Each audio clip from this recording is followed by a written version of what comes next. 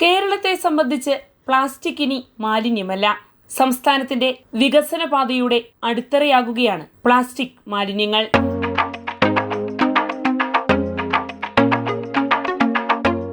നമസ്കാരം, ഞാൻ ജാസ്മിൻ.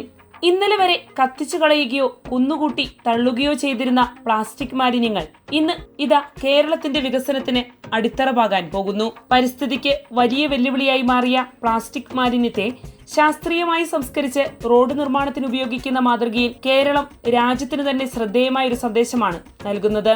ഈ രംഗത്ത് നിർണായക പങ്കുവഹിക്കുന്ന ക്ലീൻ കേരള കമ്പനി കഴിഞ്ഞ 10 വർഷത്തിനിടെ കൈവരിച്ച നേട്ടങ്ങൾ അതിന്റെ തെളിവാണ്.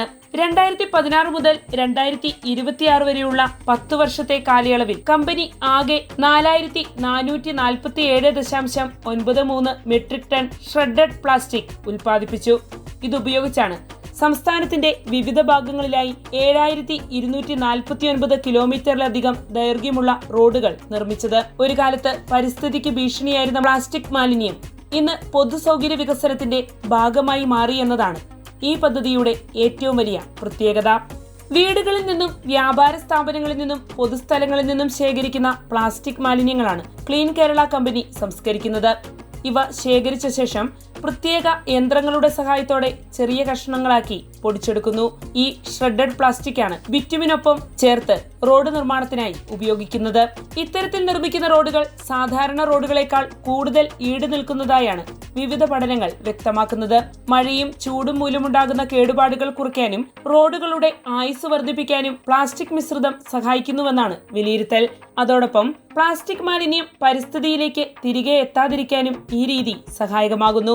പ്ലാസ്റ്റിക് മിശ്രിത റോഡ് നിർമ്മാണത്തിൽ ഏറ്റവും കൂടുതൽ ഷ്രെഡഡ് പ്ലാസ്റ്റിക് ഉപയോഗിച്ചത് പൊതുമരാമത്ത് വകുപ്പാണ്. വിവിധ റോഡ് പദ്ധതികൾക്കായി 2132.48 മെട്രിക് ടൺ പ്ലാസ്റ്റിക് ആണ് പൊതുമരാമത്ത് വകുപ്പ് വിനിയോഗിച്ചത്. തദ്ദേശ സ്വയംഭരണ സ്ഥാപനങ്ങൾ 2028.15 മെട്രിക് ടൺ ഉപയോഗിച്ച് ഗ്രാമീണ റോഡുകൾ ഉൾപ്പെടെയുള്ള നിരവധി പദ്ധതികൾ നടപ്പാക്കി. ദേശീയപാതാ നിർമ്മാണത്തിനും ഈ മാതൃക പ്രയോജനപ്പെടുത്തുകയുണ്ടായി. സംസ്ഥാനത്ത് പ്ലാസ്റ്റിക് മിശ്രിത റോഡ് നിർമ്മാണം ഇനി പരീക്ഷണമല്ല, വികസനത്തിന്റെ ഭാഗമാണെന്ന് വ്യക്തമാക്കുന്നതാണ് ഈ കണക്കുകൾ. ക്ലീൻ കേരള കമ്പനിയുടെ പ്രവർത്തനം ഒറ്റയ്ക്കുള്ളതല്ല.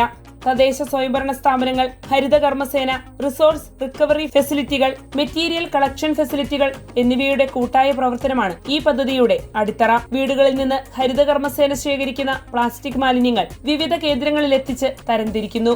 തുടർന്ന് അവ ക്ലീൻ കേരള കമ്പനിയുടെ സംസ്കരണ കേന്ദ്രങ്ങളിൽ എത്തിച്ച് ഷ്രെഡഡ് പ്ലാസ്റ്റിക് ആക്കി മാറ്റുന്നു. ഇതുവഴി മാലിന്യ നിർമ്മാർജ്ജനവും വിഭവ പുനരുപയോഗവും ഒരുമിച്ച് സാധ്യമാകുന്നു.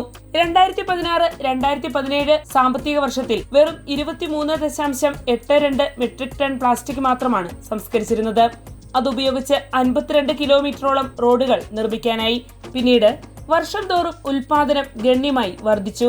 2020-2021 സാമ്പത്തിക വർഷത്തിൽ 1000 മെട്രിക് ടൺ ഷ്രെഡഡ് പ്ലാസ്റ്റിക് ഉൽപ്പാദിപ്പിച്ചതാണ് ഇതുവരെയുള്ള ഏറ്റവും ഉയർന്ന നേട്ടം. തുടർന്ന് 2021-2022 പ്ലാസ്റ്റിക് ഉപയോഗിച്ച് 1277 കിലോമീറ്ററിലധികം റോഡുകൾ നിർമ്മിക്കാനായി. പിന്നീടുള്ള വർഷങ്ങളിൽ ഉൽപാദനത്തിൽ ചെറിയ ഏറ്റക്കുറച്ചിലുകൾ ഉണ്ടായെങ്കിലും പദ്ധതിയുടെ പ്രാധാന്യം കുറഞ്ഞിട്ടില്ല.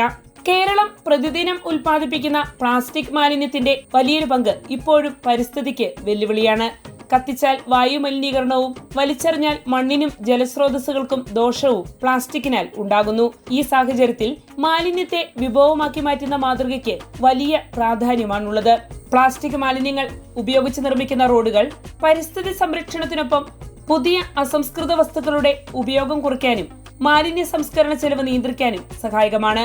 ലോകമെമ്പാടും സർക്കുലർ ഇക്കണോമി എന്ന ആശയത്തിന് പ്രാധാന്യം വർദ്ധിക്കുന്ന സാഹചര്യത്തിൽ കേരളത്തിന്റെ ഈ മാതൃക ശ്രദ്ധേയമാണ്. റോഡ് നിർമ്മാണത്തിന് പുറമെ പ്ലാസ്റ്റിക് മാലിന്യത്തിന്റെ മറ്റ് പുനരുപയോഗ സാധ്യതകളും സർക്കാർ പരിശോധിച്ചു വരികയാണ്. കൂടുതൽ തദ്ദേശ സ്ഥാപനങ്ങളെ പദ്ധതിയുമായി ബന്ധിപ്പിക്കാനും മാലിന്യ ശേഖരണ ശൃംഖല ശക്തിപ്പെടുത്താനുമാണ് സർക്കാർ ലക്ഷ്യമിടുന്നത്.